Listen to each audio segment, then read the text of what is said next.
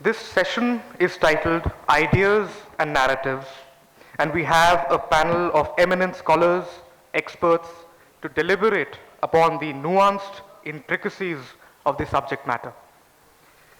The session will be chaired by Professor Moomin Chand, Deputy Representative, Taipei Economic and Cultural Center, New Delhi, and Professor of International Politics at the National Chongqing University, Taichung. Our speakers, we start with Professor Alka Acharya. It is a matter of great honor for me to introduce Professor Acharya. A lot of you already know her, a scholar who brings forth both depth and nuance in her research and a person of grand magnanimity. Our second speaker is Mr. Tuvia Gering, a researcher at the Israel-China Policy Center, Institute for National Security Studies, Tel Aviv. He is also a non-resident fellow, Global China Hub, Atlantic Council at Washington, D.C. Dr. Anand P. Krishnan will be our third speaker.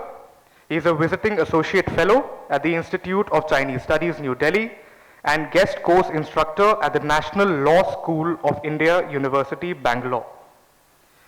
The papers in order of speakers, Professor Acharya's paper is titled Socialism with Chinese Characteristics, a Teleological Analysis. Mr. Tuvia Gering's paper is titled The Role of Intellectuals in Constructing China's International Discourse Power.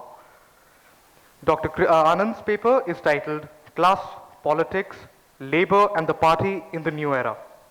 Our lead discussant will be Professor Ravni Thakur, who is a professor at the Department of East Asian Studies, the University of Delhi, a highly articulate professor, a great teacher, and I'm very glad to welcome all of you. Sir, the stage is yours. Okay. Thank you. Namaskar. I'm very, very happy to be here today. This is my first time to come to ICS conference in Goa. And so also my first time to Goa. I should say that you choose the best place for conference. Yeah. Yeah, and you know, in China, every year before the September day, when they have the Party Congress, not every year, but every 4 years, they went, the leaders, they went to Beidaihe. Yeah, they went to Beidaihe. Yeah, it's not a place for vacation; it's a place for making big decisions. Yeah, yeah. So when you are in the sitting in the beach, and you have a breeze, warm climate, and good food, then you have a clear mind. You made the right decisions. Yeah. So in China, they have a Beidaihe conference. In India, we have a Goa Forum. Yeah, okay. We study China here in Goa every year. Yeah, yeah. Okay, yeah. You know, I'm from Taiwan, now working at TCC in Delhi, but I'm also a scholar of international relations. This session, the topic is the narratives and ideas. When we study China or study Chinese politics, ideologies are very important. Yeah. Let me give you one example. It's based on my own experience. 20 years ago, when I was a PhD candidate doing my dissertation, I went to Beijing. And my dissertation topic was about Chinese foreign policy under the reform era. And I found out that a lot of the Chinese, their interpretation of the outside world, actually, we know that China started economic reform in 1978. And then, but actually, I found a lot of things that actually changed after 1985. I don't know why, because I want to know what's the critical, what's the reason that behind such a change. And then I interviewed Chinese scholars. They told me that you have to know 世界格局. 世界格局, if you know Chinese or study Chinese politics, you will know it's a little bit difficult to translate into English. In Chinese literature, they translate into world patterns. World patterns. World is 世界, and 格局, they call it patterns. International relations student, you know that we study international system. Yeah, bipolarity, unipolarity, multipolarity.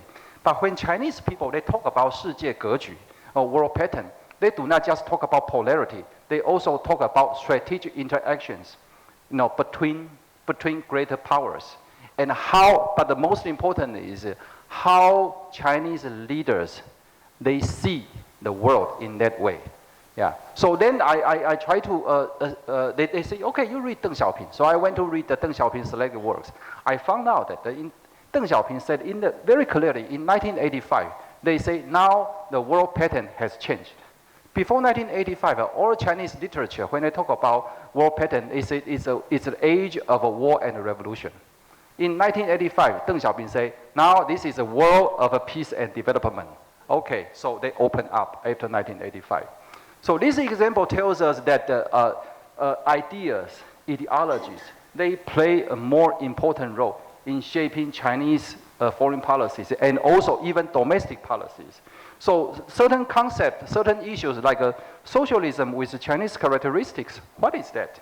Yeah, or Chinese dream. Okay, what is Chinese dream about? For us, it doesn't make any sense.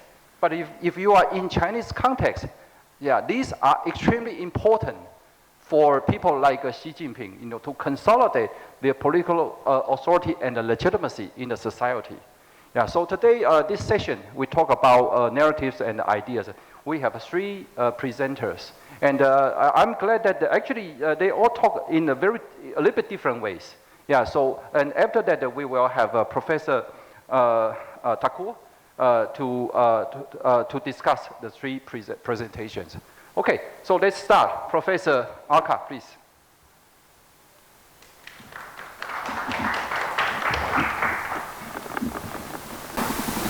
So good afternoon, and thank you, Chair, for actually introducing my topic in many ways by foregrounding the role and importance and significance of ideology in understanding China.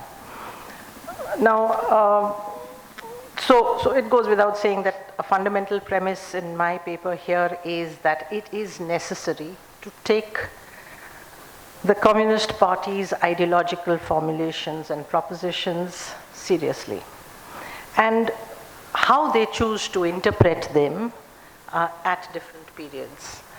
So that's really where I start from. And my paper would seek to examine this formulation of socialism with Chinese characteristics in a historical context.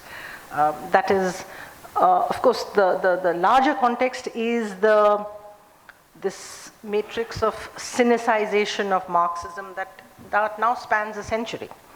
But as Professor Chan pointed out, that 78, Deng Xiaoping starts to reform, but for him the changes come about in 85. Why is that? So the approach that I have adopted is teleological in the philosophical sense. What I mean is that I intend to focus on the objectives or the purposes which formulations or propositions from the CPC's ideological corpus are intended to serve. So I'm really not looking at the causes or the factors which led to that conceptualization, but the purposes which it is intended to serve. A caveat here, my paper attempts to examine the discourse. So that's one side of the coin. I mean, the other side of the coin, which is a much bigger challenge and which is outside of the scope of this paper just yet, is to make a critical analysis of what the socialist project or socialism means in China today. And that's really going to be a very different kind of a teleological exercise. How socialism with Chinese characteristics is intended to lead China to its goal, ultimate goal. So my paper will address the emergence of this concept in the post-Mao period, when particularly with the commencement of the Tang era, when socialism with Chinese characteristics becomes the centerpiece of the Tangist framework in the context of the market reforms. I will beg your indulgence because this is going to be a slightly old-fashioned kind of paper which will go into ideology from an academic perspective. Now, it was at the 13th Party Congress in 1987 that, in tandem with this concept of the primary stage of socialism, socialism with Chinese characteristics becomes the basis of a fundamental, far-reaching restructuring of domestic policy. And that led to yet more far-reaching changes in Chinese foreign policy, as Professor Chan mentioned, from war and conflict to peace and development. So these things are kind of linked. And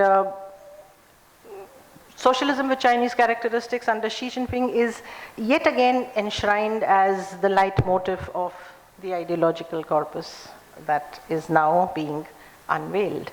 So the point here is that the systemic significance of socialism with Chinese characteristics is very clearly emerging over this long period in terms of its role as a guide to the party to build a strong, rich, and powerful socialist state.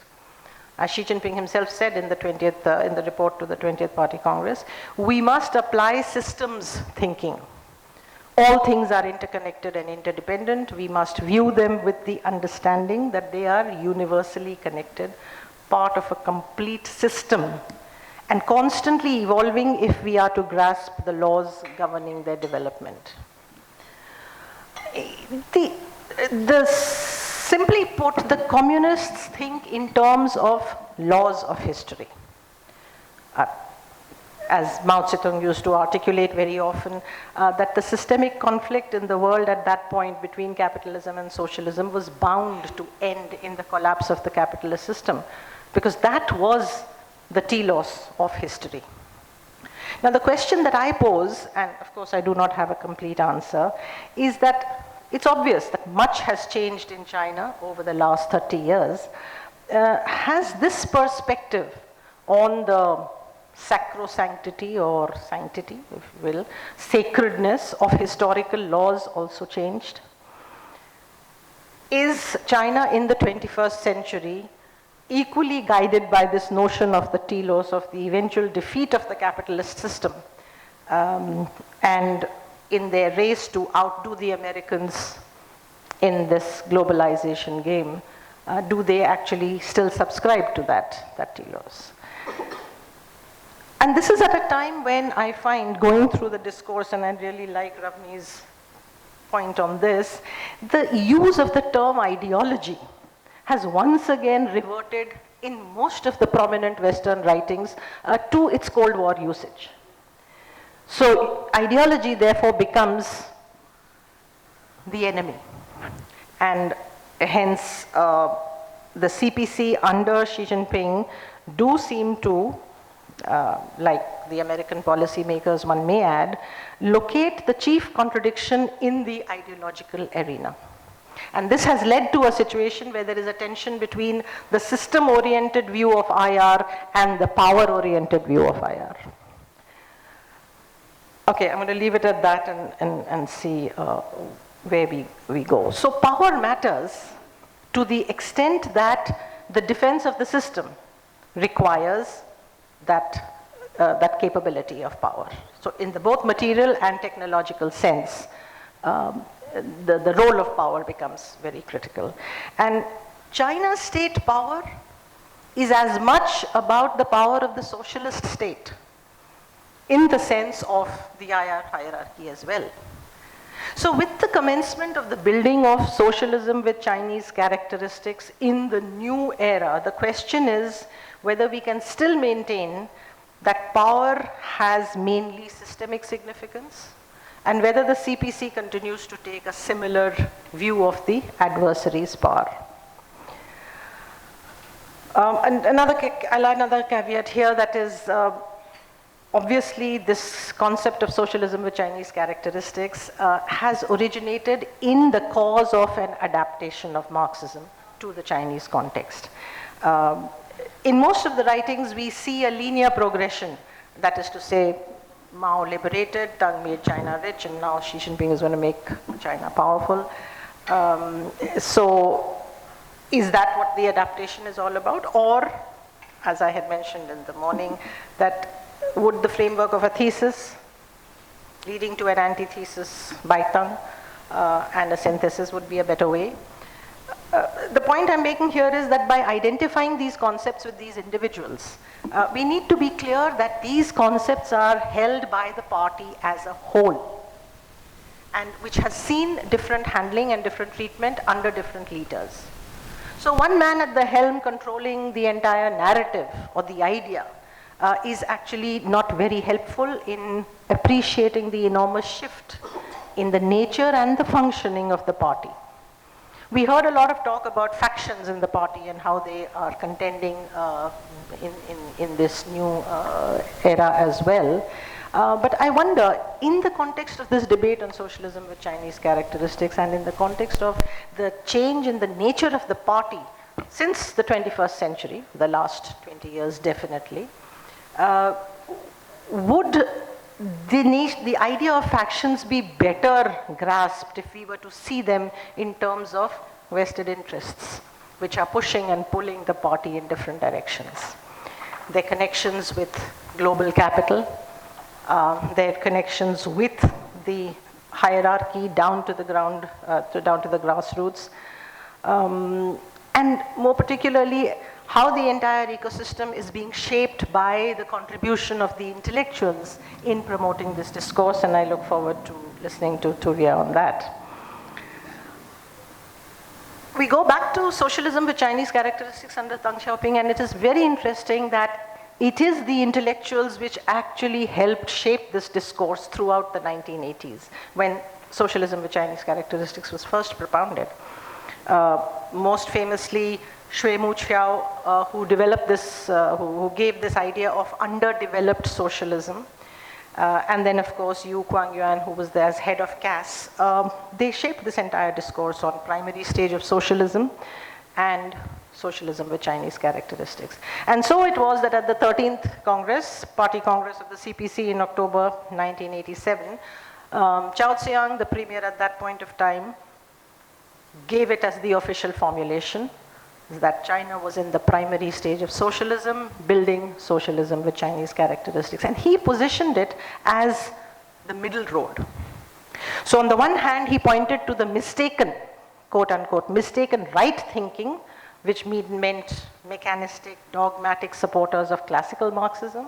And on the other hand, the mistaken leftist, let's not forget the cultural revolutionary context, mistaken leftist thinking, primarily utopian proponents of a very radicalized version of what Mao was all about. So for Chao Ziyang, the middle road emerges from his recognition that China is neither following the capitalist road nor acting as if it can instantaneously become a developed society. Therefore, China is in the primary stage of socialism.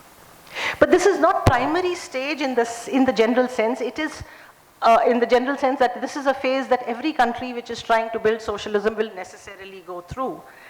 It is in a particular sense that Chao Ziyang uses it. The specific stage China must go through while building socialism under conditions of backward productive forces, underdeveloped commodity economy.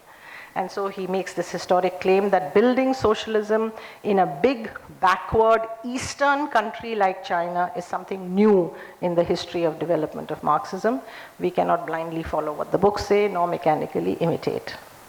So now let's see the distance that has been traveled from 1987, when Chao declares that this is something new for China, and this is specific to the Chinese conditions, to Xi Jinping saying today that there is now a Chinese road to modernity, implicitly putting out the idea that there is a Chinese model after all, and that China would lay the foundations of Marxism for the 21st century.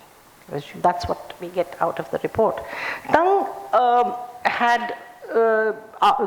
Tang's formulation had argued that China's actual conditions, which integrated principles of Marxism, adhered to the 4 cardinal principles, would make economic development the central task. And in 1987, in Chao Ziyang's speech it was said that China will resolve the primary contradiction of the present stage, which is between growing material and cultural needs of the people, backward production. 30 years later, Xi Jinping says, as socialism with Chinese characteristics has entered a new era, the principal contradiction facing Chinese society has evolved. We now face the contradiction between unbalanced and inadequate development. So, Chow's contradiction was between growing backward production, so in one sense that comes back, unbalanced and inadequate development, and the people's ever-growing needs for a better life. In Chow's formulation, it was the other way around. And I find that rather interesting, that this inversion of the contradiction, which mostly was the same as. So the question really that comes is that coming out of Chao Tse-Young's and Deng Xiaoping's perspective at the 13th Party Congress, was this the middle road that Deng Xiaoping opened up for his successors? Not quite. It was essentially sought to be propounded as amalgamating Marx, Lenin on the one hand and Mao, and sort of bringing out a middle road, but it does not quite seem to be the case, because ultimately the Deng Chao formulation goes on the side of the productive forces, that these are the decisive factors in social development. So productive forces are prioritized, not production relations, which actually shape the nature of the socialist society. And here is where the great divergence or the great departure comes about. Chow's speech concluded by saying, whatever is conducive to the growth of productive forces is in keeping with the fundamental interests of the people, and therefore needed by socialism. So clearly the idea of socialism that emerges from the mid-80s onwards is something that is not really integrated into the developmental process. Primary stage of socialism sought to give a time frame of at least 100 years before China would reach the developed advanced levels, and when it would eventually find its way towards communism. So socialism as an ultimate telos, and the formulation of primary stage of socialism and socialism with Chinese characteristics are really quite divorced and have nothing to do with the actual policies in the present. Okay, now I'm just going to very quickly encapsulate Hu Jintao and Jiang Zemin and Hu Jintao periods. And if we go through their respective reports at the successive party congresses, we will see that this framework continues to be in place very much, with minor changes, but essentially it is the same. And in the 18th Party Congress, when Hu Jintao gave the report, in that he gave the various steps that Mao had actually introduced the concept. Deng Xiaoping established the conditions which enabled to put it in place.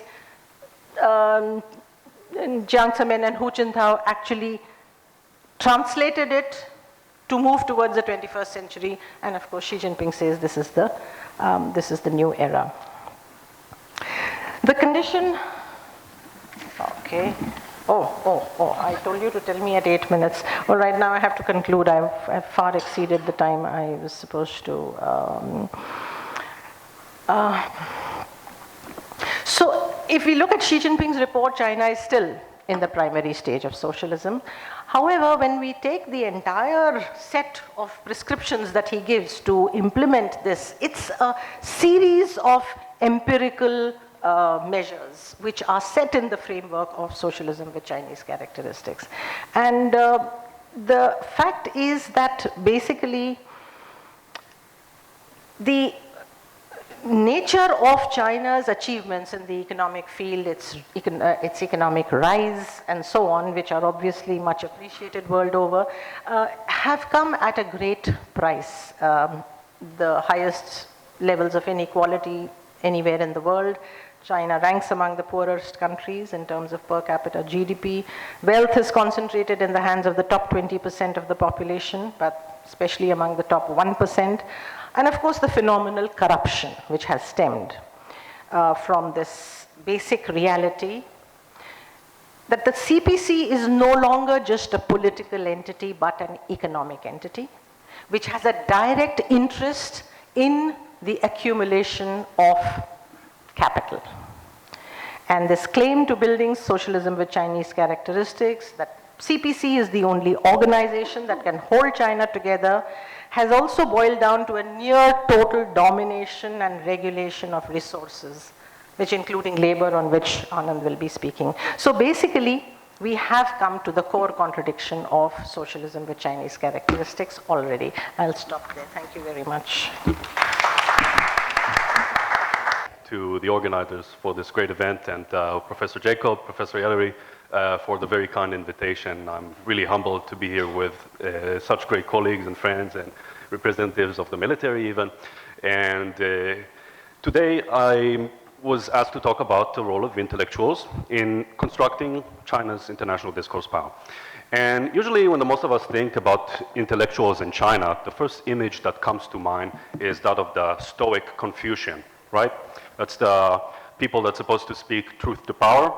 And whenever the leadership veers off course, then they point them in the right direction.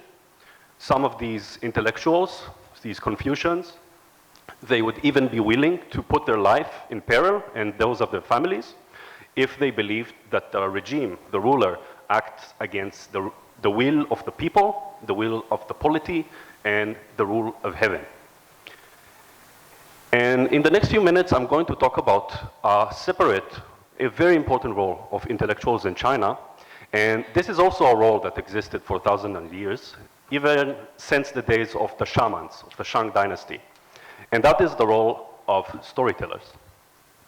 And I'd like to focus on the greatest storyteller of them all alive today, and that is Xi Jinping, of course. And most of us know Xi Jinping as the president of China, arguably has two more important roles as the general secretary of the party and the Central Military Commission chairman. But he also has a fourth hat, and that is the hat of storyteller-in-chief. And we saw it just recently in Bali 2 weeks ago. If you've seen some of the videos and some of the reports, so not something to write home about really, but for the People's Daily, the party's mouthpiece, they describe Xi Jinping as the chief raconteur. He is the lively narrator, quote, of China's story. 生动熏书者. President Xi Jinping captivated foreign dignitaries. And if you are a certain leader of a certain Canadian country, then you're probably enthralled by Xi Jinping's storyteller at the time. But the point is that this is something that is very important to the party state media to highlight, to illustrate. Xi Jinping is described as the man of the book. For example, a few years ago, they published a list of all the hundreds of books that he read, including Das Kapital 3 times. I mean, who read Das Kapital? Come on, even Marx's mother wouldn't read that book. But he read it 3 times, and he also a writer of books. So this year alone, he published over 10 monographs. Okay, it takes me ages to write a 6,000 word newsletter, and this guy publishes 10 monographs a year, so talk about the overachievers. So this is clearly a guy who's supposed to be a man of the book, a storyteller, a raconteur. And his story begins exactly this week, 10 years ago, when he was selected for the first time as the general secretary of the party. And the first place he decided to take the leadership, as we all know, was the National History Museum in Beijing. And there they had an exhibition called Road to Rejuvenation. And that is where he unveiled the title of his story, The Chinese Dream, 中国梦. A year later, in 2013, Xi Jinping gave the keynote speech at the Central Propaganda and War Conference. And that is also where he introduced more concepts that are very germane to our topic, telling the China story well, 讲好中国的故事. That is also where he talked about a 舆论斗争, a public opinion discourse, a struggle over discourse, and the idea of discourse power, aka the right to speak internationally. And we'll delve more into that in a minute. So as you all know, for every good story, there has to be 4 elements. There have to be a protagonist, an antagonist, a conflict, and then a resolution. So the protagonist, the hero of our story, is in the title, of course, Zhongguo. It's the centerpiece of our story, China. The antagonist, on the other hand, changes over the years. But today, the antagonist, if you follow Chinese media closely, is also pretty easy to guess. It is Mei Xifang, US-led West. And the conflict, now here we need a bit of a context, so let's take a step back. The conflict talks about Chinese historiography called the 3 afflictions, the San'ai. And in this story, they describe the history of the Chinese Communist Party in 3 generations in general. The first generation is that of Mao Zedong, and he was able to resolve the first out of the 3 afflictions, is Aida, being beaten. And it was Mao Zedong that made the Chinese people 起来了, rise up. And then his successor, Deng Xiaoping, he resolved the second affliction, 挨饿, being starved. And he made them from an abject country to the second largest economy. Now, under the new era, we reach the 3rd and final chapter of our story, that of General Secretary Xi Jinping. And he will be able to resolve the 3rd and final affliction, 挨骂, being scolded. Because the evil enemy, the powerful enemy, Qiang Di, right now they hold the microphone, okay? They have the discourse power to control the narratives, to contain China's rise. And now we need to think of the resolution of a story. The resolution would be the most amazing story ever told. And who doesn't love a comeback story? From humiliation of 100 years to national rejuvenation. And Xi Jinping, a hero, will make China great again. 国之大者. And you know, every book has cover, right? Every hand has a glove, and every storyteller has an audience, right? A storyteller is nothing without the good audience. So who is the audience of our story, of the China story? So we have a twofold answer. First, it is internal. That is the Chinese themselves, the people inside the house. Xi Jinping believes that China being rich after Deng Xiaoping, having this material foundation, is not enough for a country. For a country to be strong, to be rich, it also needs the spiritual foundation. And that is why he talked about in the 20th Party Congress report that we must, and Professor Achaya alluded to, we must develop socialist culture with Chinese characteristics if we are to create a modern socialist nation in every way. And this is the idea. Right now, there's a hollow shell, very big shell, that is empty inside. And for Xi, this is a battle over ideas, and he wants to forge the heart of the country, quote, and the soul of the nation, also quote. He also wants, in the 20th Party Congress, to increase the cultural self-confidence, 文化自信, boost the spiritual power of China, consolidate a shared ideological foundation, to create a united struggle. And most importantly, this all boils down to control. And this is where we talk about the second audience, not just internal, but also external. And this is us, people who are not from the mainland. And control is something that is very important to see, of course. The chairman of everything sits over all these small committees. And the most important thing for him, if you put yourself in his shoes, is to think that the powerful enemy right now holds the microphone, and it is able to dictate everything we think about in China. And to Xi Jinping, this is completely unacceptable. We want the world to understand what we want them to understand, quote.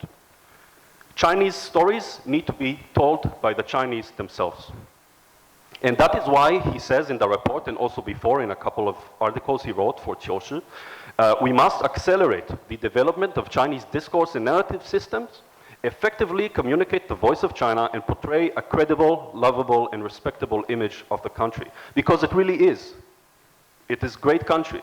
And you just don't realize it because the West has been brainwashing you.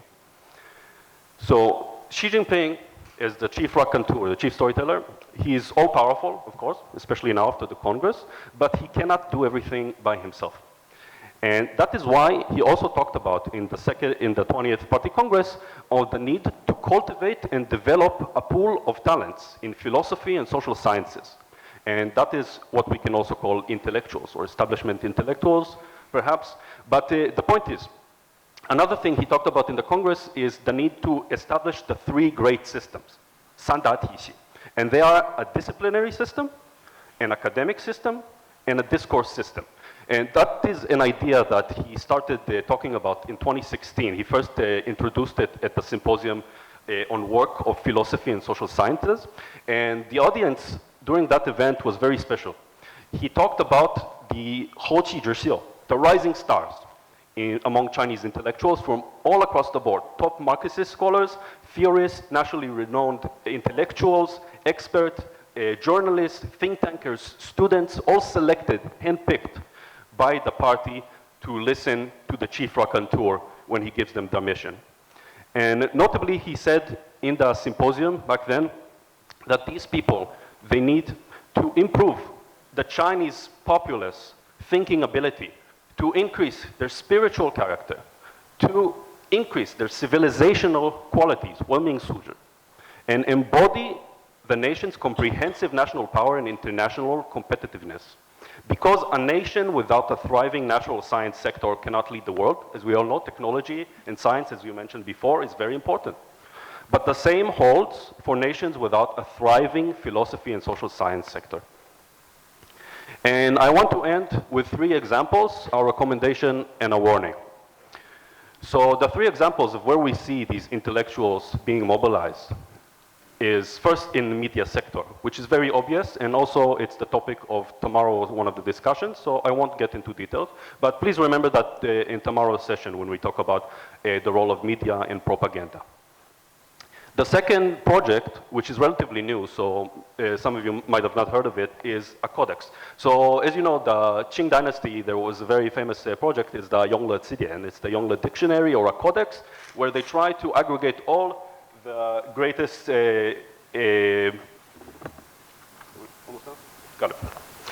all the greatest achievements in knowledge ever produced in China into one single library. And now Xi Jinping, as the Qingling he also wants to have his own Zidian. He also wants to have a own compilation, and this is a compilation that tells the story of national rejuvenation. And so it's called the Rejuvenation or Revitalization Library. And it is a codex of 300 volumes that talk about this exact story. And he wrote the foreword to it, also translated to English, so you can find it on Google. And that's the second big project. And the third is the Origin Tracing Project of the Chinese civilization of 5,000 years of history that has not been stopped.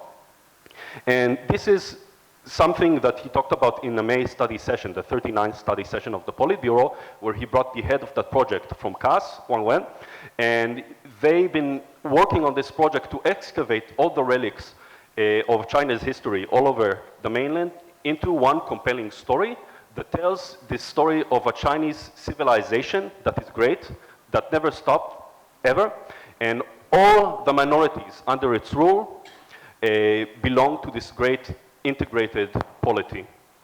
And that's why stories also meet reality. It's not just academic discourse or something we talk about here now as words, because they really affect reality. And we saw that during Xi Jinping's visit to Xinjiang in July, where he talked about this exactly. We should make full use, that's what he says, effective use of historical facts, archaeological objects, cultural heritage, and exchange between various ethnic groups in Xinjiang to prove that the region was inhabited by many ethnic groups that has been an integral part of China since ancient times. And these various groups in Xinjiang have been important members of the big Chinese family in will and woe. Same thing can be said to our Taiwan compatriots, of course. And this is where stories meet reality and become a very serious topic. And I'll end with the recommendation and a word of advice or warning, also quoted from Xi Jinping's 20th Party Congress. We must adhere to the principle of letting 100 flowers bloom and 100 schools of thought contend. Thank you. you. Thank you. First of all, quick round of thanks to ICS, CAS, and Goa University for this conference, for this forum, and also for inviting me to speak. So when I was making my preparations for this presentation, I was actually wondering about how to go about it and how to put it in front of such an audience. What would be the examples to actually cite?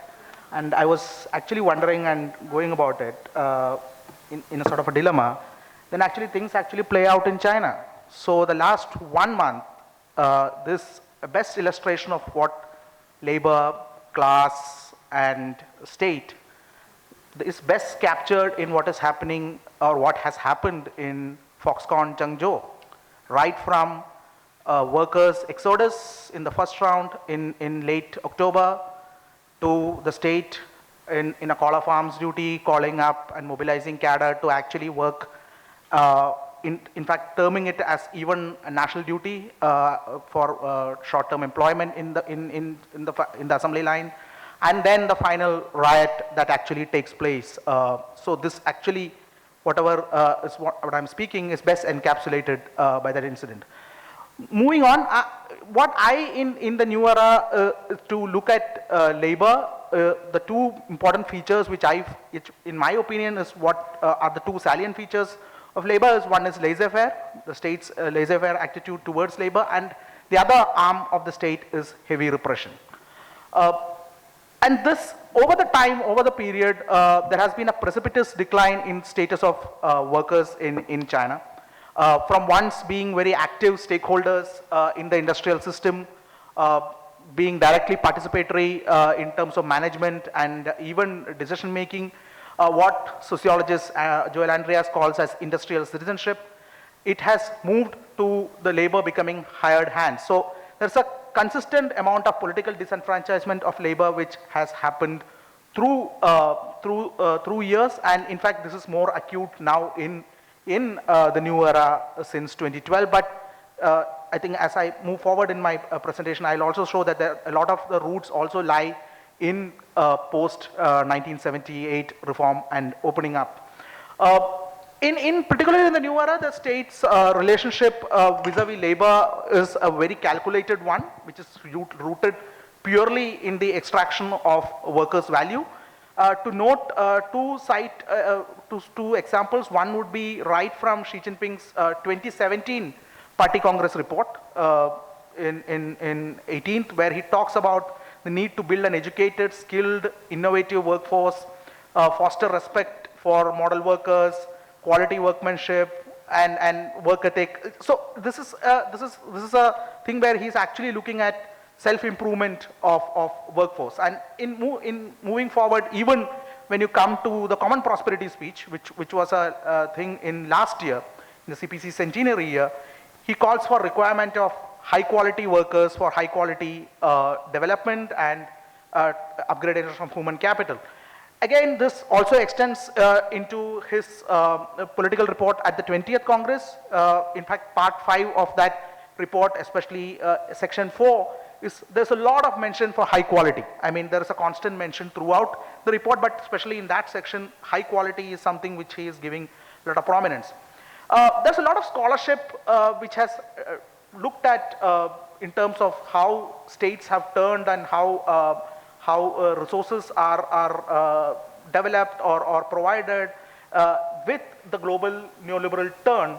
And this talks about and what Xi Jinping is actually also talking about is also in line with a neoliberal idea of a citizen in whom human capital must be invested to develop his or her full potential. So basically, in terms of developing of this quality is to make sure that they're employable. So it's, in fact, in the report also he says about an employable workforce or developing an employable workforce. What it does in this kind of a reading of labor is what happens is the labor's social and organic character is completely defanged and it is made congruent to economic development. And this also reflects in the state's real negativity and irritation towards welfare redistribution. I mean, Xi in his Common Prosperity speech very strictly says that no excessive guarantees, even if China reaches a higher level of development, and even if China in the future acquires strong resources, you should not be putting in guarantees. In fact, he also terms as the party should be, or the party state should be careful of not falling into the trap of nurturing lazy people. Again, this also builds into the narrative under neoliberalism, where you have the fact that encumbrances like redistribution is actually seen as anathema to economic growth. In fact, in the new era where the party leads everything, I believe that has negatively impacted labor. And in fact, one of the biggest examples for that is the China's primary trade union, the All China Federation of Trade Unions. Its operation has been severely constricted in the country. It has, in fact, is a mass organization, but over the years, which has had a double identity as both a worker organization and also part of the state. So the essential Leninist concept of a transmission belt, where you take the interests of the workers and inform the state, and then you take the state's thing and get into to inform the workers. This kind of a transmission belt has over time become only a one-way kind of a street. In fact, there has been little to no autonomy in initiatives or functioning for the primary trade union. It has completely been subordinated to the party. In fact, Xi Jinping in 2018, when the ACFTU had its conference, he had made this remarks that the trade union's primary loyalty should be with the party, and it should uphold the party's leadership. In fact, even in Chinese history, if you look at it post 1949, there have been 3 phases where the trade union had tried to have its some amount of independent functioning. The last such phase was in 89, when in the student movement at Tiananmen, when there was also trying to also have some kind of an alliance with the workers. Then the primary trade union had sort of tried to have some kind of operational space, but that was also dumbed down. The first was in the early 1950s, when again there was an effort to get some kind of autonomous space for independent kind of functioning under Li Lisan, which was also seriously discouraged. So this is as far as trade union concerned. The other aspect which is much very clear since 2012 is a very heightened regime of repression. I mean, serious crackdown on workers or labor activists, support groups. So the state basically brutally crushes any kind of bottom-up self-organizing or autonomous activities. So to connect this new era, as I said, is also too important that there's a continuum which happens, so you cannot see only it in the new era, because a lot of the roots lie after China opened up or the economic reforms of 78. And what has basically been the party state's model is to continue this economic production or economic growth, which is actually gives the party state the legitimacy. The important thing to do that is to ensure stability and industrial peace. So what the state has been doing, the party state has been doing, its playbook has been simultaneous deployment of both its responsive capacities, which is to give concessions or welfare concessions from time to time, even allowing some kind of experimentation in kind of trade union elections and so forth. But on the other hand, you also have this repressive capacity, which is to severely crush protests or contention with public security apparatus.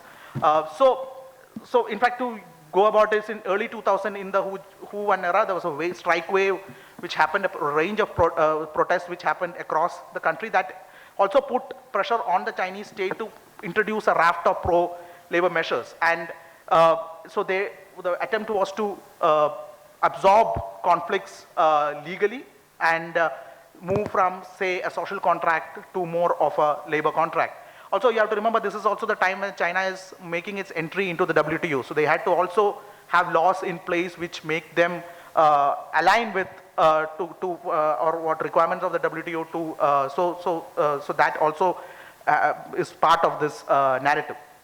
And so when you have the legal absorption of workplace conflicts, what it essentially does, or what the state is also trying to do, is to actually individualize labor conflicts and move that collective contention out.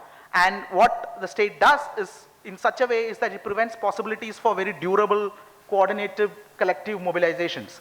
And what you have in China post these concessions and with both these repressive and the responsive capacities of the state, is you have a very top-down paternalistic of the central party state. So you provide these things where the workers do not have an agency in actually drafting or helping or providing or making demands for these welfare. It is handed down or by the party from the top. And it also works for the party state's benefit. So one of the analysis of why labor movements in China do not have durability or do not spread across, but it's mostly confined to workplaces, is because it shields the central party state from the IR, because it provides these kinds of top-down, and then it is essentially directing all of it vis-a-vis the employer or towards the local state, and it kind of completely insulates the central party state. It is also important to look at it in terms of why this happens in terms of class and class analysis. So there has been over time, ever since the reforms have happened, there has been significant de-emphasis of class antagonisms. The 12th Party Congress talks about how the era of class struggle is completely over. Its contradictions are no more antagonistic contradictions, as Mao's terminology goes. It then moves on to the 13th National Congress, which Professor Acharya did mention, where development of productive forces becomes the central task. So whatever is conducive to growth or what is adopted and what is detrimental is not allowed to exist. So this de-ideologization of the political economy, with a range of incentives, actually makes China a very class-divided society, which is embedded within a Leninist state. So, and increasingly over time, this de-emphasis on class has also reflected in how it has been subsumed within an economic discourse, which actually emphasizes individualism, professionalism, and market. And of course, the final thing of it is, which develops, is the theory of 3 represents, which brings in the entrepreneurial class within the party fold under Jiang Zemin. In fact, this contradiction also plays out that, in fact, one of the strongest defenders of the economic globalization in its current form is China. It's best reflected in Xi Jinping's speech at the World Economic Forum in Davos in 2017. Finally, this quickly to point out how this also has affected the membership of the party in terms of cadre recruitment. Brodsky calls this the turn from a mass party into a very elite party, the shrinking role of workers and peasants. In fact, the 2,296 delegates at the 20th Congress, only 192 were classified as workers, which is roughly about 84%. In fact, they had 26 migrant workers as representatives, but the role of migrant workers into the party fold is extremely less.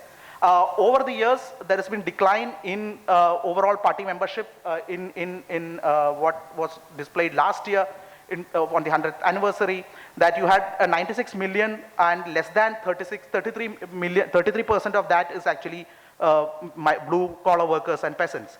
And finally, in the echelons, the higher echelons of the leadership, what you have is completely where the chairman of the primary trade union remains only as member of the central committee. So he is never, I mean, the present one, Wang Tongming, there was only one instance of the chairperson, Ni Shifu, who was made also a Politburo member. Otherwise, the chairman of the trade union always remains only at the level of the central committee. And finally, what it looks for labor and China today, in terms of how the CPC looks at labor, I would say it is mostly in form of crisis mitigation. Labor is actually treated more as a law and order problem rather than any serious contradiction that needs to be reassessed seriously by a vanguard party, which claims to represent workers and peasants. So Xi's ideological formulation, now that ideology becomes so important and the party's role, and she constantly is emphasizing on that. Unfortunately, those formulations completely gloss over some of the key concepts of what a vanguard communist party with the philosophy of Marxism-Leninism is about emancipation of the working class, redistribution. These are concepts which are completely been thrown out of the window. So this is somehow a vanguard party sticking to status quoism is somehow looking antithetical, which is antithetical to programs and policies of a vanguard party. And to finally end, what I believe over the years, what China today is from the perspective of labor, it is less Marxist and more Leninist when it comes to discipline, command, and control. So, thank you. Thank you, thank you. Intellectual domain, policy making, and discursive narrative formation.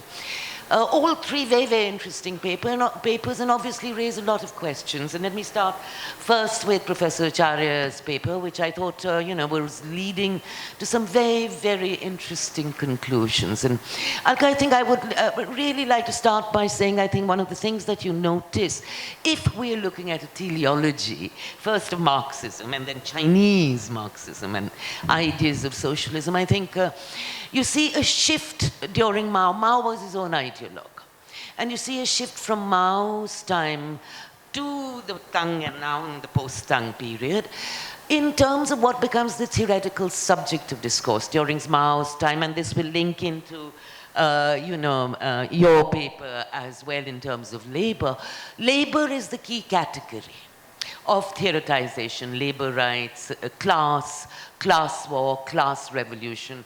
Mao, whether it's the Great Leap Forward, whether it's his attitude to intellectuals, the formative category is the problematization of labor, class war, and ultimately the complete faith and belief, which doesn't change in the teleology of Chinese Marxism, the superiority of the socialist system. I don't think that changes. And the other thing that doesn't change, irrespective, Tang demonstrates this quite ably when he crushes Tang, the student movement in '89, is the leadership and unquestionable leadership of the party. I think these are two that you will find. What you find happening in the Tang and post-Tang period is that the theoretical issue becomes capital and the role of capitalism. Capitalist modes of production. Tang argues within the domain of Marxism, actually using historical materialism, if you read him, that capitalism is a necessary stage of development. Socialism is not shared poverty. Socialism is the development of productive forces. And for that, a Chinese-style socialism, which allows a market economy. The two problematic conceptual issues remain private property and capital. And then, of course, the secondary superstructural influences of capitalism, the spiritual pollution, Western ideas, democracy, the Enlightenment, Western thought that Marxism, both European and Chinese, opposes quite at a theoretical level. So I think that is something that the reformulation of what is the subject of analysis, and that is why productive forces, like you pointed out from Trao Ziyang time, anything that proves that, and that impacts labor too, as you rightly pointed out. And I think there can be no doubt at all that the class that is truly dethroned is labor. You do find, quite interestingly, just prior to the COVID lockdown, a couple of years before then, one of the most vocal groups supporting labor rights was a Marxist student forum from Beijing University. And they were all arrested. Some of them are still missing. So again, the problematization of what is. That is why under Hu Jintao, to come to a discursive reformulation, you have harmonious society. What is harmonious society if not a contradiction of the Maoist continuous revolution? So I think those changing domains with, again, capital remaining the prerogative. And like you pointed out, Alka, the first stage of socialism is really 100 years. Now, that in itself, needs to ask, we need to ask some questions. But Alka, in terms of a question and something I think that, we need to all sort of look upon, when we talk about Chinese-style socialism, or you're going to articulate, theorize Chinese-style socialism, there is a very definite, especially under Xi Jinping, Huntingtonian categorization to that, the specificity, the superiority of the Chinese civilization. That's also why Xi is, to a certain extent, talking spiritualism, which is, again, Chinese characteristics. And this is where, I'd like to, I don't want to take up too much time, so I think that's a question that I would like to, do you see this civilizational discourse that has become dominant the world over. We've had, China itself calls itself a civilization. India calls itself a civilization. So do you think this is also to a certain extent more than, the teleology of Marxism or socialism, the teleology of Chinese civilization in terms of Fuqiangguo, the rich and powerful country, which really goes back to the May 4th.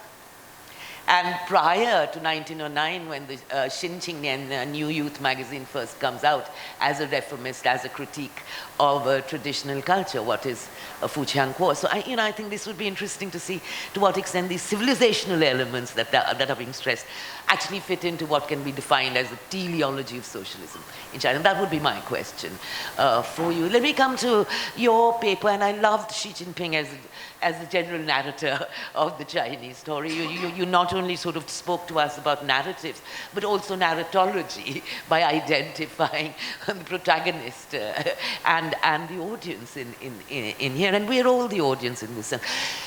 Let me just say that where intellectuals are concerned, I am a great admirer of Chinese intellectuals. I have great respect for the limits within which they work. I have many friends, just like I'm sure all of us have, who are Chinese intellectuals. I've lived and studied in China and seen the great limitations and the great risks that they take. I mean, there's a saying in China that, if you're willing to suffer 100 cuts, take on the emperor. And like happened even during the 20th Party Congress, you did see a banner hung over Tiananmen, a bridge to protest the dictatorship. We want freedom. So dissenting voices right from the very beginning and discursively changing. Here, Alka, I think, discursive changes are quite important as well. When you look at the fact that, you earlier had Zhang Pijian talking about peaceful rise. Now today you have Yan Xuetung talking about if you have power, why not exercise? What is the point of having power if you're not going to exercise it? And Wang Hui today, who is talking about civilizational superiority, actually, of China quite clearly. Wang Hui is a traditionalist in a quite interesting fashion when we look at intellectual ideas. But I do think that there can also be no denying that the intellectual domain and the intellectual field is totally tightened under Xi Jinping. It's back to ideology to the fore, Marxism to the fore. And, you have, of course, you've always had compulsory political classes in academia. But now, even if you look at, what she says in the 20th Party Congress, his overall report, I did note it down somewhere, but I'm sure I won't find it now, but something to the effect that he says that academic institutions must become the breeding ground for leadership in the Communist Party. Ideological control and ideological attainment is now the primary goal. So I do see, I think we are all missing already as intellectuals in China, people, who have had the privilege of going and interacting and working within China, the 2000 to 2010 period. I think that was a really, really exciting period. Some of the best work by Chinese intellectuals came out then, including some that has actually impacted policy. In many ways, one would argue that Xi's, co-prosperity versus let's get rich quickly. Again, disputes in capital. Xi understands capitalism as a stage that has happened in China now. He thinks that capitalism and the development of capitalism has created the necessary productive forces for co-prosperity to start happening. So again, you see a different problematization there. But my question for you will be, during the 2000-2010 period, you really did have a degree of autonomy of intellectual thought. You had a very wide number of magazines coming out. You had conferences, several of which I attended, where there was very free and open discussion. You had openly critical left-wing groups, whether it's people like Wang Hui, etc., with their Tushu magazine, criticizing from the left. You had the Academy of Social Sciences criticizing from development policy, in terms of Guantao, Chui, bureaucratic profiteering, etc. Very, very strong terms. And perhaps that has impacted Xi in terms of his shift from get rich quickly to co-prosper. But do you really think that all we are going to be left with now is establishment intellectuals? That would be my question. And, finally, I think, I really have absolutely nothing to add because I think that was a brilliant exposition of the very sorry state of labor in China today. I do think it is a most exploitative. I've been visiting, factories and things for a very long time, and it is very hard work. It is very hard work in China. Do you really think that they will regain, now that the goal is a Xiaokang Shui, a middle-class society where you naturally don't want class war, you don't want extremes. Do you think that, like in the European context where the working class starts to vanish by becoming middle class, do you think that prosperity in China would perhaps actually be transformational? There as well. Once again, thank you to all three of you for this wonderful presentation, and my special thanks to Professor Alkacharya for inviting me here and giving me this opportunity to interact with all of you. Thank you. Thank you. May I request each of the presenters to briefly, respond to the comments, and then we will open the floor to the audience. Professor Acharya, please. Just briefly. Briefly, because I think, Ravni, you gave some very interesting responses to the points I had made. So there's really not any specific question that comes along, except your point about the whole way in which civilization is sought to be integrated into the new discourse.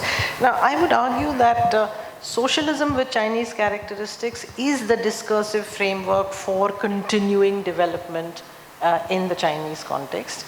But when we bring in this whole notion of civilization, that becomes part of a different framework which is talking about Chinese style modernization, where you bring in elements of Chinese culture and Chinese civilization. And I would say that Chinese style modernization and socialism with Chinese characteristics are two different discursive categories. One is seeking to pave the way for China eventually coming out with a China model and saying that, well, here is a Chinese style and here is a Western style or an American style or something else, but we have something which brings in elements of culture and tradition and history and civilization and all the superior kind of attributes. And socialism with Chinese characteristics is essentially a mechanism to negotiate internal challenges in a much more direct way. And that's where this whole question of labor comes to the fore. So it's not so much that capitalism has already happened, but that they have reached that level of capital accumulation which enables them to say that, like Deng Xiaoping's point was, we can't build socialism in conditions of poverty. Interestingly, Xi Jinping is saying still that we are in the primary stage of socialism. So eventually they will probably get out of the primary stage of socialism, but it gives them pretty long leeway to actually move away completely from the implementation of what constituted socialist relations of production. And also that's themselves from both capitalism and socialism. They're not answerable to universal values of either. No, that I was just having a smaller side. Okay. Yeah. Then Truvia, please. All right. So just to repeat, the question is, will we be only left eventually with establishment intellectuals other than Xi Jinping? So of course, Xi would like nothing more than to have all the intellectuals sing in the key of Xi, as Timothy Cheek, the intellectual scholar, has been saying. But to answer your question in one word, the answer is no. In two words is absolutely not. And in a few more words is there always were, there always have been. And actually, as a matter of fact, most of the intellectuals in China are not belonging to the establishment. They're disestablished. And on the period you talked about, the early 90s, 20 years ago, you had many journals closed down because of the authorities and censorship. But still, this is the same time where the internet started to proliferate in China. And many more intellectual scholars, think tankers, they got a new stage to, share their ideas with the world and even make a lot of money from it, by the way, by publishing books. However, I do agree, and it's really hard not to agree, that the intellectual or discursive space in China is slowly and very menacingly shrinking, and it becomes a very dangerous profession. So you can be a bungee jumper and extreme sports, but it's even more dangerous in China to be a public intellectual. So the Chinese intellectuals for years have been doing this very elegant trick, which I call it ideological sandwich, is where they say in the beginning, you know, the ideology of the time, now it's Xi Jinping, so they always say, they begin all of their essays. We live in a time of great changes unseen in a century. They end their essay, and let's have a community of shared future for mankind, and in the middle they say whatever the hell they want. And the same thing happened under Jiang Zemin and Hu Jintao, the three represent, harmonious society as you mentioned. But you see, even today, even with the restriction, there's a big ideological spectrum and that was also identified by different scholars of intellectual life in China, where they talk about anything from the new left and new Marxists and the liberals and anything in between, and neoconservative, authoritarians, and so on, and new Confucians.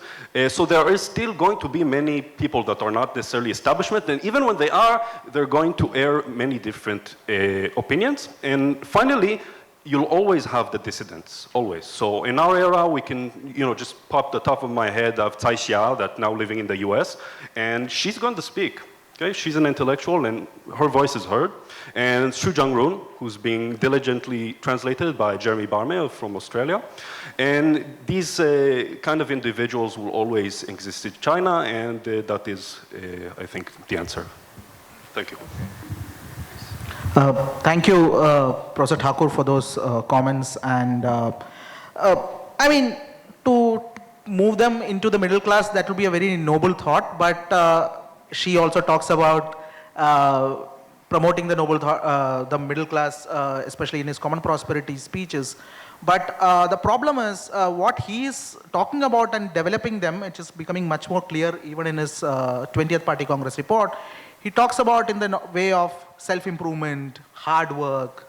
I mean, the involvement of the state is minimal. So hard work, it's something like pulling up by bootstraps. People have to do it by themselves. So, I mean, that doesn't... Charity is becoming a big thing. NGOs are being brought in. Right. But the thing is, I mean, how far is state going to do that in promoting if it's actually a very feasible thing in the long run? So those all are real questions, and especially in terms of even for welfare in the workplaces. Are there going to be real changes in extending worker power, or even in allowing, especially even providing space for the primary trade union?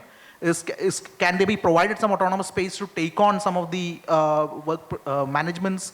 I do not think it's a very bleak picture. Between their allowing trade unions in foreign MNCs and Chinese That's true, but then again, even all there, that's a very correct thing. But even other than that, how much do workers feel involved in or are invested in the trade union? Many of the time, the trade union is just appointed by the management. I mean, the people in the management are sitting in the trade union. So that's one. And even in the common prosperity, they have now allowed trade unions in the gig economy. But these are not worker organizations formed from below. This is actually to be formed by the companies themselves. So who is going to be part of it? Who are the members? These are all still very fuzzy kind of thing, and I don't think it's any real with what the state is providing. Yeah. Okay, yeah. This session start a little bit late, so I think we still have a few minutes to take questions from the audience. So right now, please. Okay, Arvind. So since this session is about ideas and narratives, I mean, it was wonderful to listen to three speakers and panelists. I have a very short question. Tuve was talking about antagonists and protagonists, but I have a very short questions.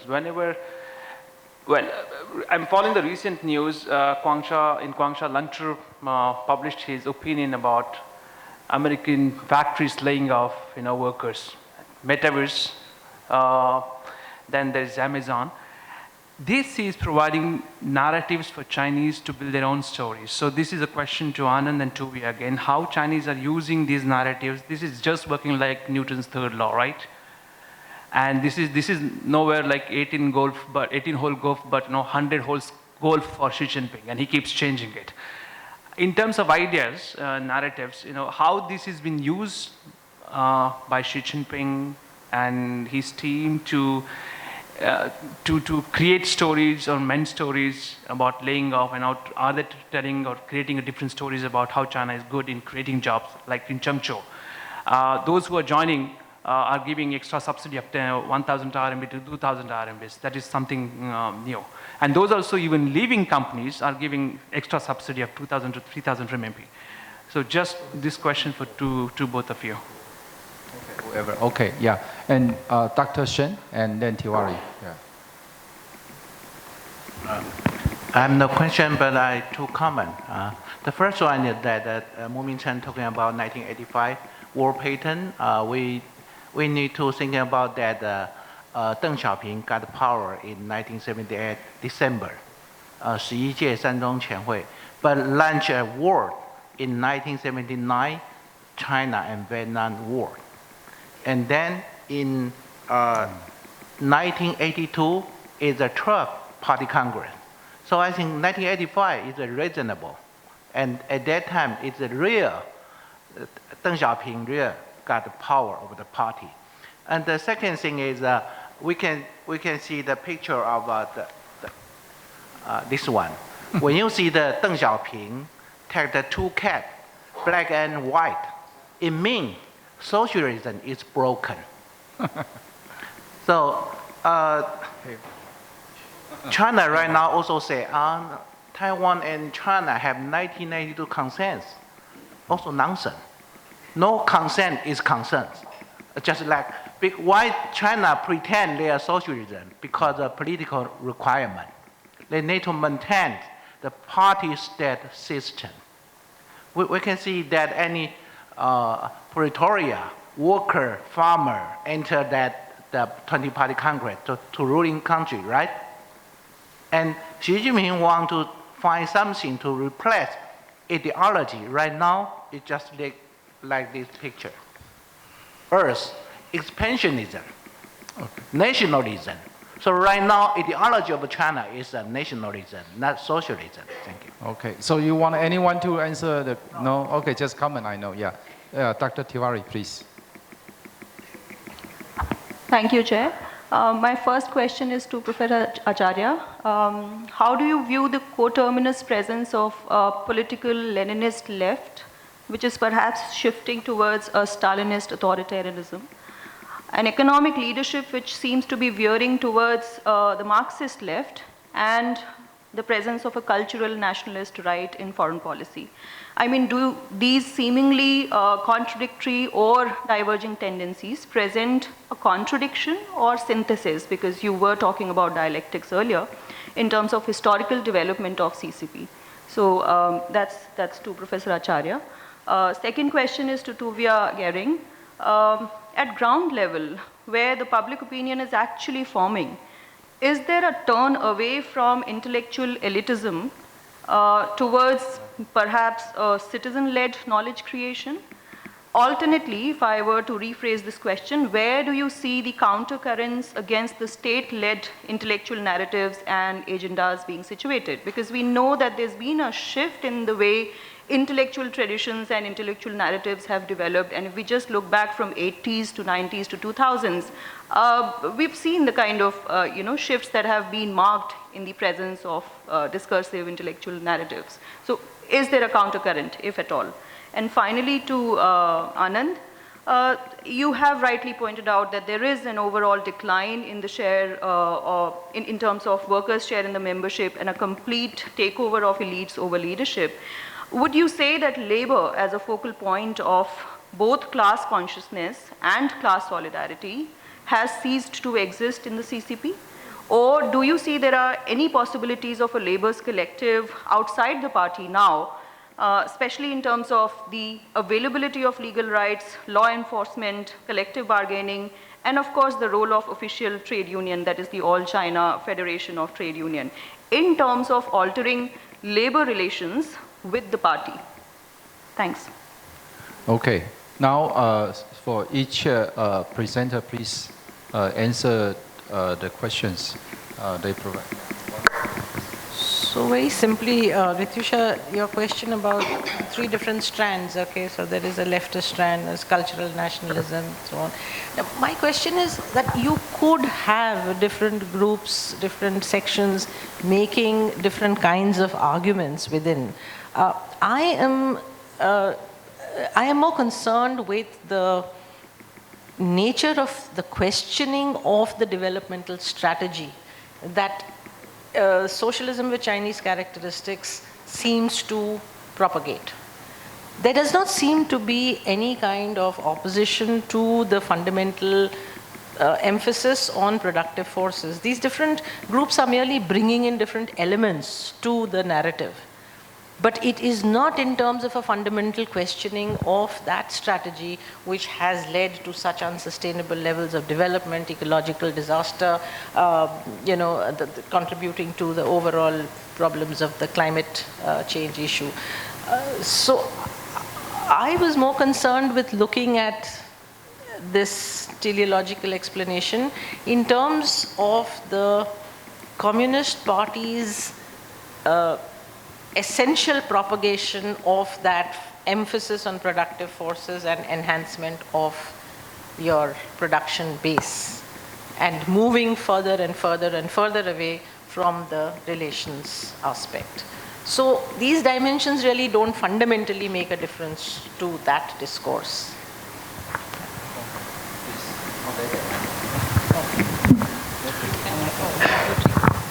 All right, so I'll first answer Professor Yelleri's question. Just repeat it shortly. He talked about Zhengzhou protests in Foxconn, is that right? Or the worker situation there? The worker situation, what I was talking is what happens in the West. Usually it tries to infuse building further narratives of China dream or China rejuvenation of Chinese nation. What I was talking is that these conflictual situations, like the breakdown of a slowdown of the Western economies, one. Yeah.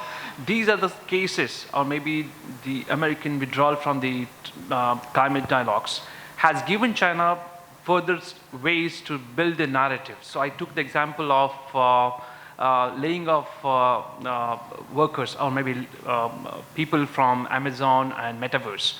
That has really helped the Chinese discourse to build or maybe reinforce the discourse. So I just wanted to, how that is going to help China further. So my first reaction to the question when we talk about workers in Zhengzhou is just thinking about the images coming out in the last week with the protests. Now, as we all know, this is where Foxconn creates all your iPhone 14s. So first, switch to Android. And second, this poses a really great challenge for the narratives of the Chinese Communist Party. And of course, as Professor Krishnan talked about the role of the laborers in the Chinese narrative and the workers, so here we have this narrative crumbling in front of our eyes in live footage. So the way they deal with these kind of situations is they censor everything, because who wants to look at these kind of things? But also, they would play on the separation between the center in Beijing and the peripheral. Here it's in the south, and they'll find a scapegoat because it breaks the narrative of China under the leadership of the Communist Party as being the ideal leader of the workers, of the proletariat too. And as for your question about where is knowledge created now, especially with the intellectual sphere becoming more restricted. So my association was, we had this toy as a kid where you had just a bag of water or beans where you just squish it and it just moves to the side a bit, but it never explodes. kind of things. So the same a bit with the Chinese knowledge space. You can squish it as much as you want, but it will pop from the sides of your hands.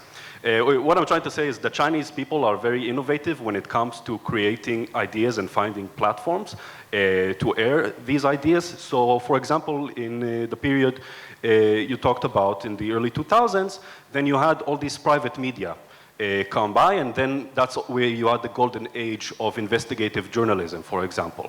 And today, when the media is becoming way more restrictive, the same thing is true for academia, and it becomes very dangerous even to air public opinions, then they find other facets to air their opinions and create knowledge, for example, in the new media, like TikTok, Douyin, and also in other places where people congregate, namely businesses, which are also huge organizations, and religion. And here I recommend the book by Ian Johnson, where he talks about the souls of China.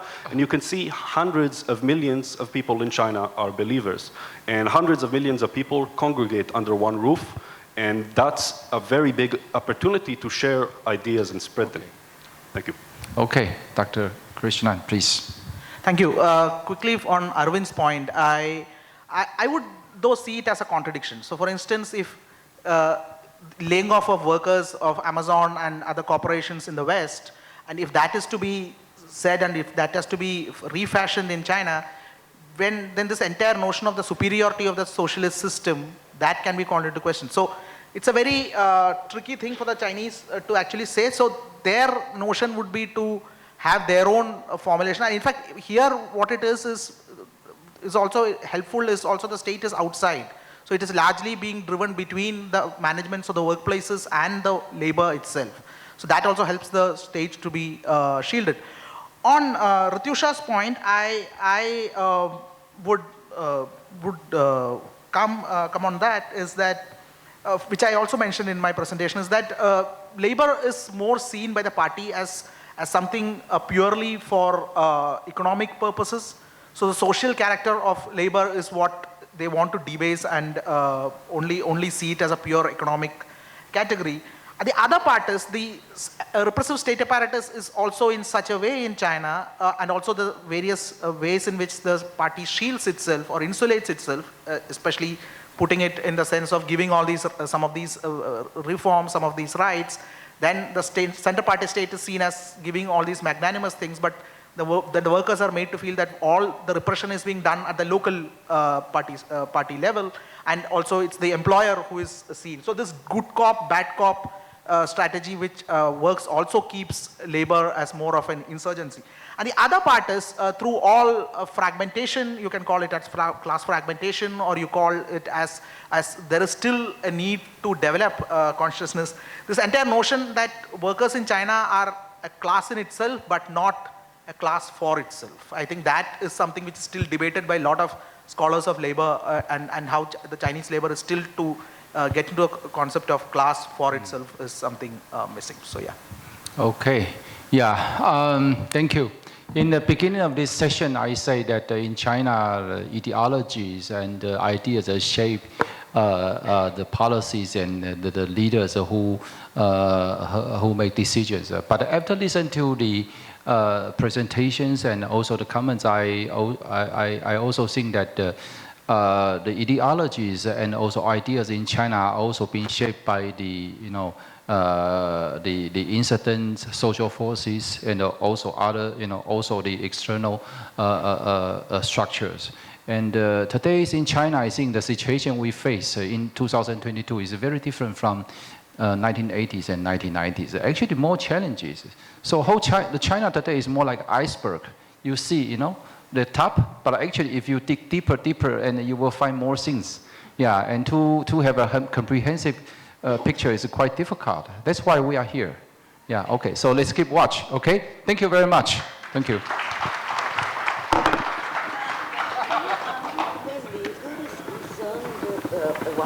Gentlemen, with this, session 2, Ideas and Narratives of the 5th India Forum on China at Goa comes to an end. I thank the chair, Professor Chan, the speakers, Professor Acharya, Mr. Gering, Dr. Anand, and the lead discussant, Professor Thakur. for an exceptionally enlightening and thought-provoking session. Ladies and gentlemen, may I please request you to move to the poolside for a group photograph? We shall then proceed for tea. Thank you.